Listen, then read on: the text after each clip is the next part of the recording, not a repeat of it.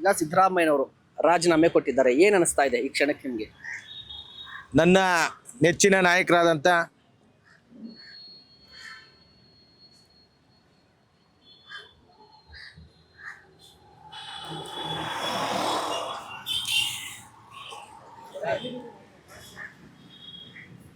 ಸಿದ್ದರಾಮಯ್ಯ ಸಾಹೇಬರಲ್ಲಿ ಧೀಮಂತ ನಾಯಕ ನಿನ್ನೆ ರಾಜೀನಾಮೆ ಕೊಟ್ಟಿದ್ದಾರೆ. ಭಾರಿ ದುಃಖ ಆಗ್ತಿದೆ. ನಾನು ಅವ್ರನ್ನ 86-87ರಲ್ಲಿ ಸರ್ ನಾನು ಅವ್ರನ್ನ ಭೇಟಿ ಮಾಡಿದ್ದು. ನಾನು ಆವಾಗ ಸೆಕೆಂಡ್ PUC. ನಾನು ಪ್ರಪ್ರಥಮವಾಗಿ ಅವ್ರನ್ನ ಭೇಟಿ ಮಾಡಿ ಅವ್ರ ಜೊತೆ ಮಾತಾಡಿದ್ದಷ್ಟೇ.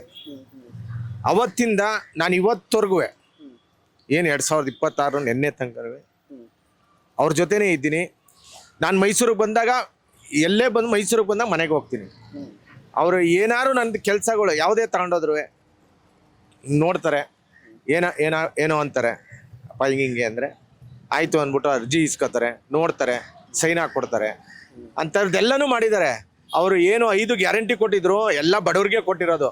ಯಾರೋ ವಿರೋಧ ಪಕ್ಷದವ್ರು ಹೇಳ್ಬೋದು, ಗ್ಯಾರಂಟಿ ಇಲ್ಲಿ ದುಡ್ಡು ಕಿತ್ತಾಕ್ತಾರೆ, ಅಲ್ಲಿ ದುಡ್ಡು ಆ ಸಿದ್ದರಾಮಯ್ಯನವ್ರು ಜೈಮಾನದಲ್ಲೇ ಬಂದಿಲ್ಲ ಆ ಥರ. ಅವರು ಏನೇ ಆದ್ರೂ ತುಂಬ ಹಳ್ಳಿ ಗಾಡಿನ ಬಂದಿರೋದವರು. ಮಾತು ಹೊರಟು ಮನಸ್ಸು ಹೃದಯ ಚಿನ್ನ. ಅಷ್ಟು ಯಾರೇ ಏನಾದ್ರು ಕೂಗಾಡಿದ್ರು ಆಮೇಲೆ ತಿರ್ಗಿ ಅವರೇ ಕರೀತಾರೆ, ಬಾಯ್ಲಿ ಏನು ಅವ್ರು ಕೂಗ ಇಲ್ಲಿ ಅಂತಾರೆ. ಆ ಥರ ಮನಸ್ಸು ಅಂಥ ನಾಯಕ ಇನ್ನೆಲ್ಲೂ ಸಿಗಲ್ಲ. ಇನ್ನು ಮೈಸೂರಲ್ಲಿ ಇನ್ನೂ 50 ಅಲ್ಲ 60 ವರ್ಷ ಆಗಲಿ ಯಾವ್ದು ಇಂಥ ರಾಜಕಾರಣಿ ಸಿಗೋದಿಲ್ಲ. ಇನ್ನು ಯಾರು ಹುಟ್ಟೋದು ಇಲ್ಲ ಸರ್. ಅಲ್ಲ, ನೀವು ಇಷ್ಟೊಂದು ಭಾವುಕರಾದ್ರಲ್ಲ, ಏನು ಅಷ್ಟೊಂದು ಅಟ್ಯಾಚ್ಮೆಂಟ್ ಸಿದ್ದರಾಮಯ್ಯ ಅಂದ್ರೆ ನಿಮಗೆ? ಸರ್ ಅವರು ಬಡವ್ರ ಬಗ್ಗೆ ಅವ್ರು ಹೇಳ್ತಿದ್ರು. ಅವರು ನಾನು ಹಳ್ಳಿಗಾಡಲ್ಲಿ ಓದ್ತಾ ಇರಬೇಕಾದ್ರೆ ಶ್ರೀಮಂತರ ಮನೇಲಿ ಅನ್ನಕ್ಕೆ ಕಾಯ್ಕೋಬೇಕಾಗಿತ್ತು. ಹಬ್ಬ ಹರಿದಿಂದಲ್ಲಿ ಮಾತ್ರ ನಮ್ಮ ಮನೇಲಿ ಅನ್ನ ಮಾಡ್ತಾ ಇದ್ದಿದ್ದು. ಬೇರೆ ದಿವಸ ಮಕ್ಳುಗಳಿಗೆ ಏನಾದ್ರು ಹುಷಾರಿಲ್ಲ ಅಂತ ಅಂದರೆ ಪಕ್ಕದ ಮನೆ ಸಾವುಕಾರನ ಮನೆಗೆ ಹೋಗಿ ಅನ್ನ ಈಸ್ಕೊಬಂದು ಮಕ್ಳಿಗೆ ಊಟ ಮಾಡಿಸ್ಬೇಕಾಯ್ತು ಜ್ವರ ಅಂತ. ಅಂಥ ನಾಯಕ ಇವತ್ತು ರಾಜೀನಾಮೆನ ಇದ್ದಕ್ಕೆ ನಮಗೆ ಶಾಕ್ ಆಗ್ಬಿಟ್ಟಿದೆ. ಏನು ಮಾತಾಡಲಿಲ್ಲ, ದುಸ್ರಾ ಮಾತಾಡಲಿಲ್ಲ. ರಾಜೀನಾಮೆ ಕೊಡ್ತೀನಿ ಅಂತ ಹೇಳಿದ್ರು.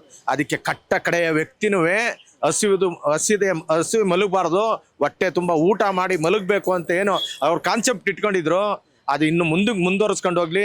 ಸಿದ್ದರಾಮಯ್ಯನವ್ರು ಯಾರೇ ಇವತ್ತೇನಾದ್ರು ಎಲ್ಲೇ ಕೇಳಿ ನೀವು, ಅವ್ರು ಯಾರೇ ಬಡವ ಊಟ ಮಾಡ್ತಿದ್ರು, ನಾನು ಸಿದ್ದರಾಮಯ್ಯನವ್ರು 11ರಿಂದ ಊಟ ಮಾಡ್ತಾ ಇದ್ದೀನಿ, 2,000 ರೂಪಾಯಿ ಕೊಡ್ತಾ ಇದ್ದಾರೆ, ಅದ್ರಲ್ಲಿ ಜೀವನ ಮಾಡ್ತೀನಿ. ಇವತ್ತು ಮಕ್ಳುಗಳು ನೋಡಿ, ಓದಿ ಈಗ PUC ಮಕ್ಳುಗಳು 2,000 ರೂಪಾಯಿಂದ ನಾನು ಸಿದ್ದರಾಮಯ್ಯನವ್ರ ಪ್ರೇರಣೆಯಿಂದ ಫಸ್ಟ್ ಕ್ಲಾಸಲ್ಲಿ ಬಂದಿದ್ದೀನಿ ಅಂತ ಹೇಳ್ತಾರೆ.